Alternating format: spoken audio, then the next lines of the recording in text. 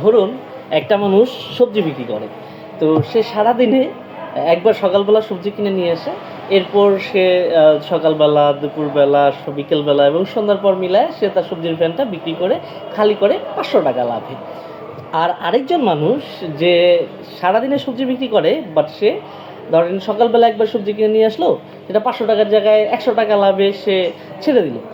আবার সে দুপুরবেলা একটা ভ্যান সবজি নিয়ে আসলো, আবার সে দুপুরবেলা ওইটা 100 টাকা লাভে বিক্রি করে দিল। আবার সব বিকালবেলা নিয়ে আসলো আর সন্ধ্যার সময় নিয়ে আসলো এবং সে সেটা 100 টাকা লাভে বিক্রি করে দিল। এতে করে কি হলো, যে একজন সবজি সারাদিনে একবার সবজি কিনে এনে সারাদিন ধরে সে 500 টাকা লাভে বিক্রি করতেছে, সে হচ্ছে তার রুটি রুজি খুঁজতে খুঁজতে হয়রান। আর যে কিনা সারাদিনে 5বার সবজি নিয়ে আসা, 5বারে 100 টাকা লাভে বিক্রি করতেছে, সে হচ্ছে প্রপার ব্যবসায়ী। কারণটা কি? কারণ হচ্ছে সে 30 জন মানুষের কাছে বা 50 জন মানুষের কাছে পৌঁছাই গেল। এই 50 জন মানুষ তাকে কি বলতেছে?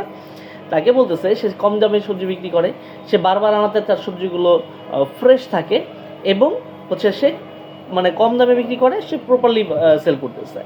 আর যে সারাদিনে একবার নিয়ে আসতেছে, সে পৌঁছাইলো সাধারণত 10 জন মানুষের কাছে, তার কিন্তু কাস্টমার বেসটা কম হয়ে গেল।